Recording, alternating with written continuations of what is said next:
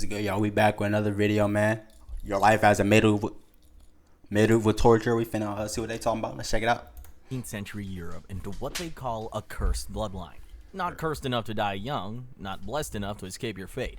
Just stuck in the middle of nowhere with a destiny even the devil begs to pass on. Your mother spends her days praying for your soul before you even know you need saving. The medieval tortures, wasn't they like they was the niggas hanging niggas and shit out? Your father, he's always gone, doing work, executed and shit. That nigga used to get punished for anything back then. Nigga, like, nigga, you breathing too hard, nigga, you might get hanged. Like, and his lungs working a little too good. We gotta burn him. That shit is crazy. Yeah. It makes grown men wet themselves with fear. Then you hit age 2. Congratulations, you've beaten the plague and starvation. But surviving childhood might be the worst thing that ever happens to you. By age 4, you start noticing the whispers. People don't just avoid your house. They make the sign of the cross when they walk past it. Your mother never takes you to the market, never lets you play with other kids. Wow. She says it's because of wild animals. You're starting to think the real animals walk on 2 legs and throw rocks at your windows. Then, one day, curiosity kills more than just the cat. Oh, because my nigga was born, they treated him like this? Did I miss something? You sneak out to the village square and see a crowd gathered around a wooden platform. They're screaming, begging, the smell of blood and fear. And there, holding a strange metal device, is a man in a dark hood. The crowd parts when he walks by, some spitting, others just staring in horror. That's when you see it, your father's face under that hood. That night, you corner it. Your father sits you down, pulls off his gloves.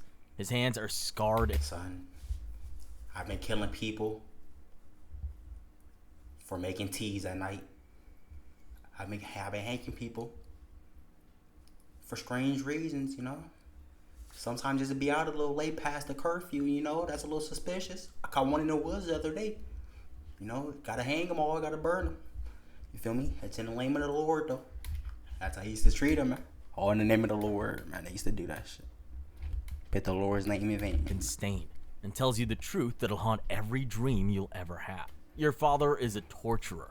When someone church used to be wicked back then. I don't even know. Steals bread, speaks against the Lord, or looks at a priest wrong, they bring him to your father. His job?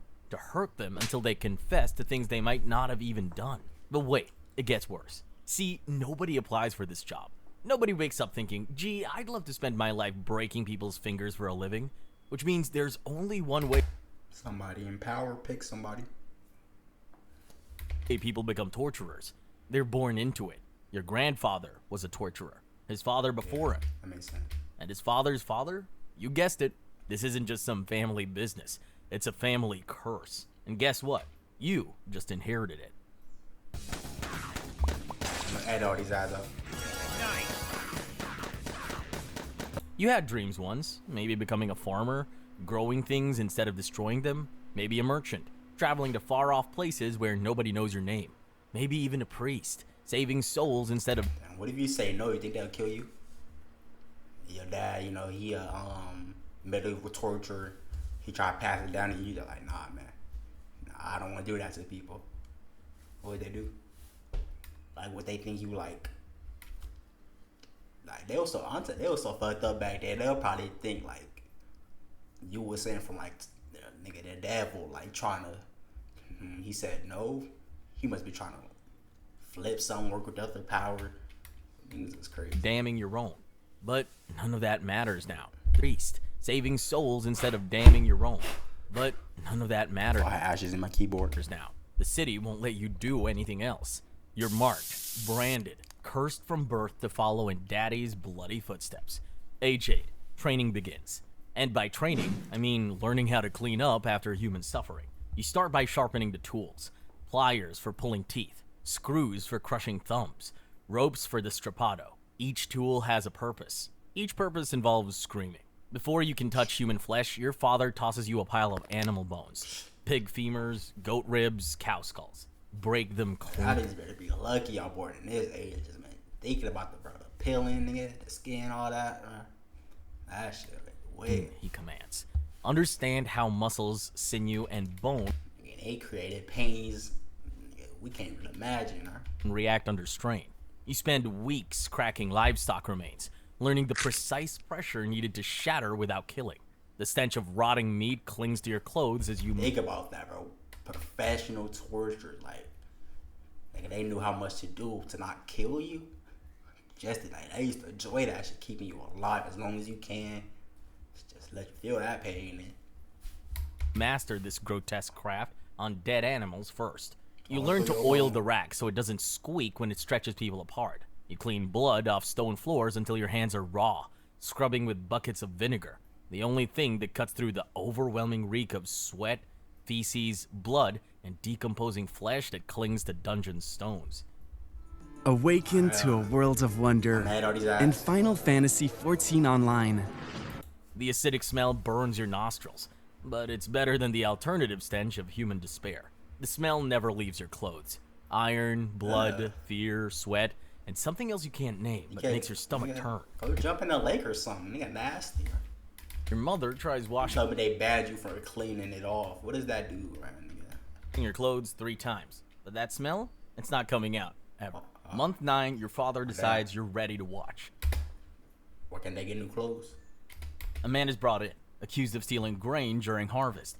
He's crying, begging, swearing on his mother's grave that he's innocent. Your father doesn't care.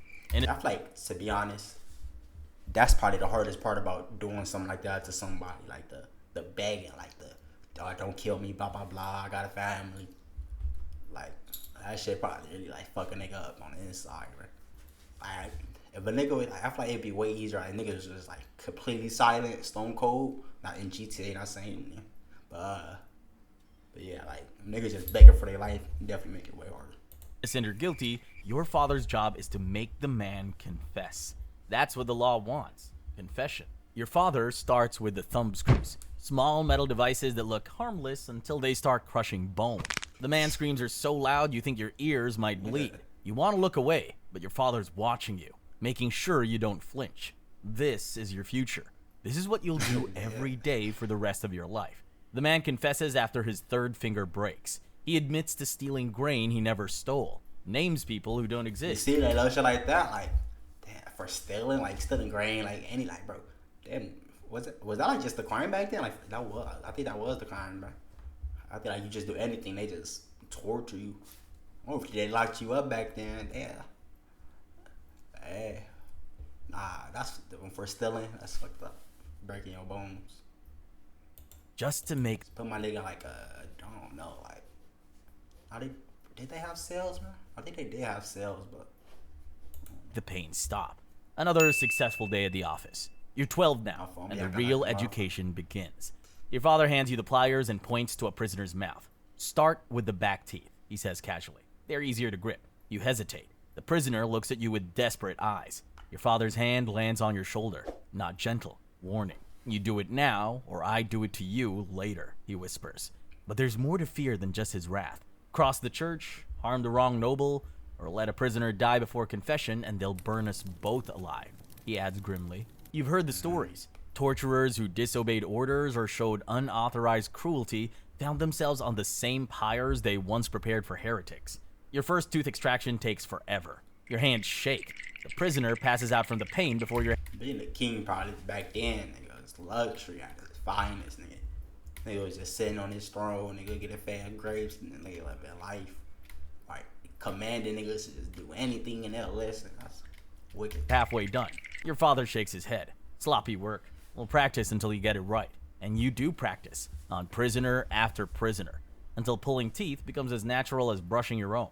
Age 15 brings anatomy lessons. You learn where to cut for maximum pain without killing. How long someone can hang before their shoulders pop out. How many turns of the rack it takes to make someone beg. You discover that fear is often more effective than pain. Sometimes just showing someone the tool. And I'll finna say, oh yeah, nigga, pull out one of them stretchy little things. Nigga, hey man, that nigga, he over there, man. Hey, all y'all be fucked up, man. Makes them talk. The human imagination fills in all the terrible ideas you don't even have to mention. Your father introduces you to the Iron Maiden, a human-shaped metal sarcophagus bristling with...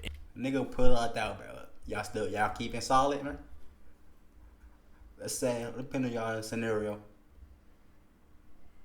It's a scenario. You got it. Alright, look. To save your best friend, alright? You know where he at. Somebody trying to get your best friend. And they bring that out, y'all telling? Let me know in the comments, man. Let me know in the comments. Inward-facing spikes.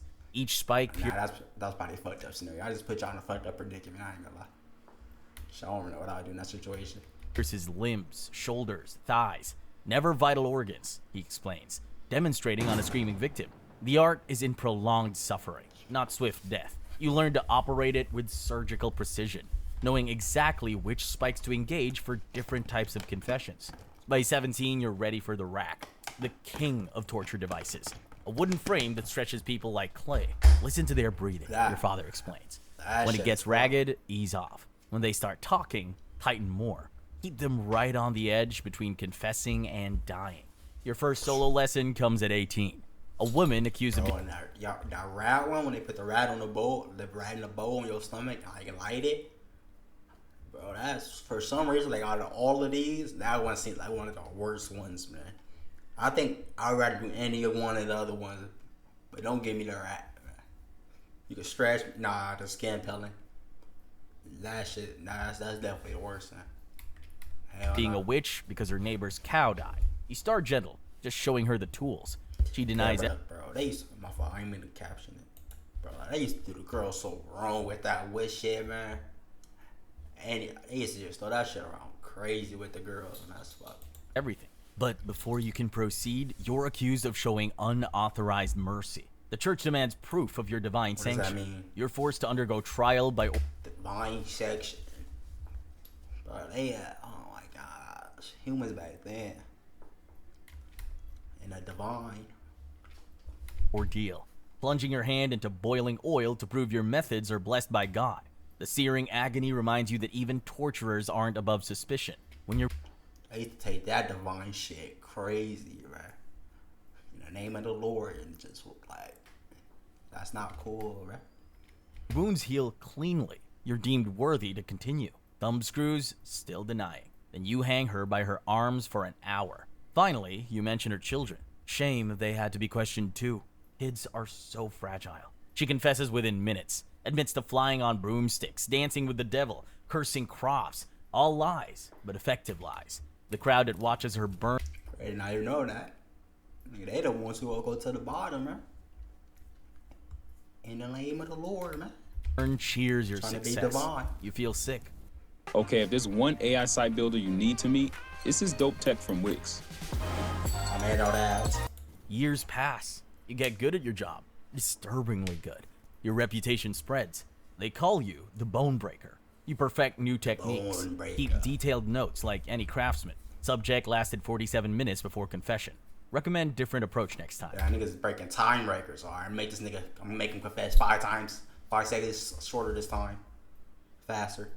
My fucking English is good. But success comes with a price. Nobody talks to you except to hire your services. Kids run when they see you coming. Even priests won't let you sit with normal people. You're necessary but unwanted. Useful but unclean. You live alone at the edge of town. Your only companions are screams that echo in your head.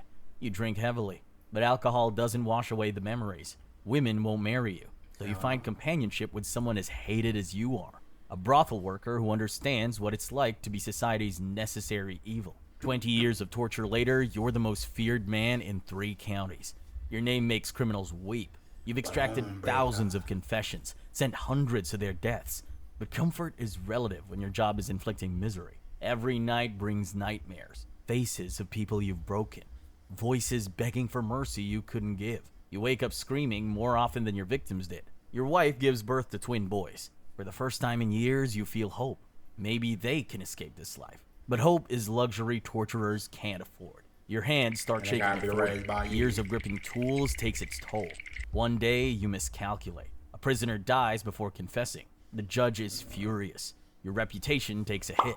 More mistakes. Now, in the name of the divine, you gotta die. Follow. Word spreads that the great Bone Breaker is losing his touch. There's only one solution, and you hate it more than anything. You take your eldest son aside on his 13th birthday. This is our family trade, you tell him, watching his face crumble. I didn't choose it. My father didn't choose it, and neither will you. But if you're going to survive, you need to be better than I ever was. He cries. He begs. He tries to run away, but 3 days later, he's back, hungry and defeated. There's nowhere to run. The family curse follows you wherever you go. So you begin his training, just as your father trained you. You see in his eyes the same death of innocence you felt all those years ago. The cycle continues. Your son learns the trade, masters the techniques, earns his own reputation. You retire to a corner of the house, hands too shaky to work. But retirement isn't freedom. It's just a different prison. You listen to screams from below, knowing your son is continuing the family tradition.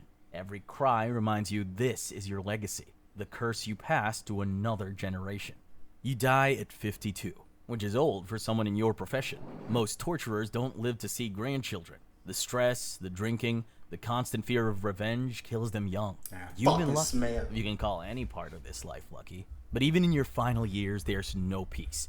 Torturers are feared even in retirement. Villagers believe you're cursed, damned by your bloody trade. When your active service ends, you're quietly exiled to remote regions. Society's way of erasing the shame you represent. Few torturers receive pensions or land. Most are relocated far from civilization, or executed in secret to prevent their dark knowledge from spreading. Your sons bury you in the torturer's corner of the graveyard, far from decent folk, even in death. No priest says prayers over your grave. No mourners come to pay respects. Just your family, carrying on a tradition that's destroyed every generation for centuries. But at least it's over for you. The nightmare. Think about that all from a kid, like that was like they was taught that that was right from a kid until they grown. So it's like at some point I don't really feel bad for them, but it's like that's a side of life, man. I feel small part of you like damn for them, but Stop. The guilt ends. The screams finally fade to silence. You've paid your debt to a world that needed someone to do its dirty, that was their society. even if it hated you for doing it. To them, they was the good people. Your sons, though, their story is just beginning. And somewhere in town, a 40-year-old... Like, they genuinely thought, like, in the name of the... Like, they thought they was doing the right thing, for real. That's the fucked up part about it. I wonder why people cross themselves when his family walks by. That was a good video, man. Learned a lot of interesting things that video. Make sure to like, subscribe. Y'all enjoyed the video. No courtesy. I'll catch y'all on the next one, man. Tap in.